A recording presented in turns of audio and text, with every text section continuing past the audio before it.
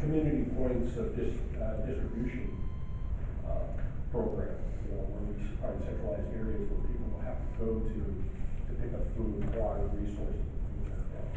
Of course, I think that implementation, on and on, you know, there's so many segments we can talk about all day, and again, I know you're doing.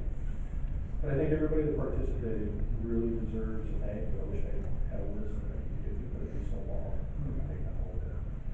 But, yeah, you know, I had some communication with Rick Bard, and sounded like he's a good success out there. We tried to establish that communication, never worked. We'll fix that. Any questions? Well, thank you very much for providing a little bit of report. I really appreciate it. And I also visited the swim center one day, and much of the conversation was about just what you highlighted initially, the challenges of keeping paperwork straight and in order so that we can get reimbursed for the large number of expenses. So I'm glad to hear that. I'm also real glad to hear that you're thinking about some additional training exercises or opportunities so that we don't, so that we can continue to take advantage, I guess, of what has been set in motion here. And I'm curious to know a couple of things related. One is what needs to happen so that we can try and prioritize, you know, when we look at all the things that we learned and gaps that were identified and whatnot, how can we start to prioritize those so that, you know, we can delve into addressing them as quickly as possible. And second of all, I really appreciated that evaluators or observers were wrapped into the process, and I'm wondering how the information that they put together is going to be reported back to you, you know, and to us as an organization, so that we can layer that into the gaps that we already know are there.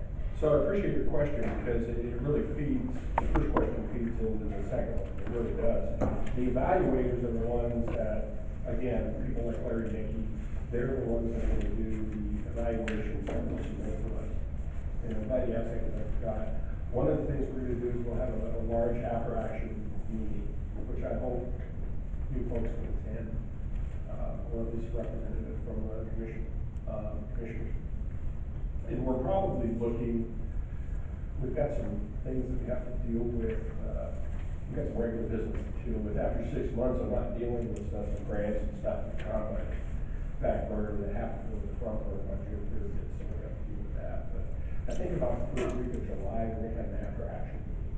And that will be probably scripted by the evaluators' reports to us. They will give us those reports, and what I identified to you as success and weaknesses may not be what they saw. And again, people like Larry are the experts, so I really look to them to help us direct that exactly what you're asking, sir. So that's what we're going to do, and we'll start dealing with that framework when we get those evaluations and any after action reports. Identify from the ECCs. The ECCs are the outlying places, like I said. Swim, Forest, Bay, tribes, etc.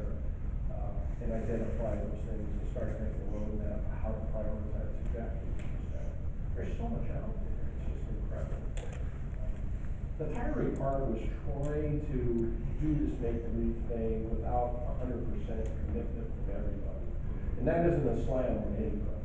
I mean, we all got our business to do. I mean, like, we didn't have the hospital represented at the EOC. And I get that. I mean, it's really busy over the hospital. It's understandable.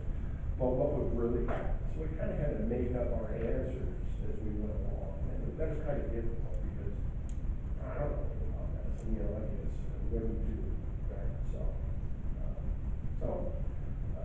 you know, we'll work with those entities too, and we'll come up with some kind of prioritization and game plan as time goes on. And I think it's going to be like the Golden Gate Bridge. You're never going to be done. Right. You know, by the time you get something figured out, you have to go to the other side of the bridge and start all over again and work on something else. Yeah.